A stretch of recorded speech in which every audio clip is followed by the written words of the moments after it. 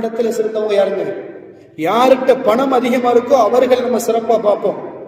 யாரிடத்துல பொருளாதாரம் மிக்கவர்களாக இருக்கிறார்களோ அவரை சிறந்தவர்களாக பார்ப்போம். யாரிடத்தில் ஆட்சி இருக்கிறதோ அதிகாரம் இருக்கிறதோ அவர்களை நாம் சிறந்தவர்களாக பார்ப்போம். நம்முடைய பார்வை இப்படி. ஆனா அல்லாஹ் என்ன சொல்றான்? என் பார்வை எப்படி தெரியுமா? நான் உன்னுடைய பொருளாதாரத்தை பார்க்கல, உன்னுடைய பதவியை பட்டங்களை நான் பார்க்கவில்லை.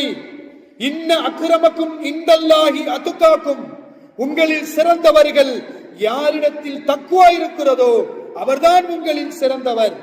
அவர் எப்படிப்பட்டவரா இருந்தாருன்னு அதை பார்க்கல. அவர் மிகப்பெரிய ஒரு ஓல வறுமையில் இருக்கிறாரு, ஓல குடிசையில வாழ்றாரு, இறையச்சத்தோடு இருக்கிறார். இன்னொருவர் மிகப்பெரிய பணக்காரர், நாட்டுக்கு அதிபதியாக இருக்கிறார். உள்ளத்தில் இறையச்சம் இல்லை என்று சொன்னால் அல்லாஹ்விடத்தில் இந்த ரெண்டு பேரிலும் ஓல குடிசையில வாழ்ந்தாலும் இறையச்சத்தோடு நீ வாழ்கிறாய், நீதான் என்னிடத்தில் சிறந்தவனாக அல்லாஹ் பார்க்கிறார். அவர் எவ்வளவு பெரிய பணக்காரரா வாழ்ந்தாலும் உள்ளத்துல இறையச்சம் இல்லை என்றால் அல்லாஹ்விடத்திலே மதிப்பில்லை என்பானவர்களே. நம்முடைய ரப்பிடத்தில் அடியார்களுக்கு மத்தியிலே உயர்வை அல்லாஹ் எதில் வைத்திருக்கிறான்? சிறப்பை கண்ணியத்தை எதில் வச்சிருக்கிறான்?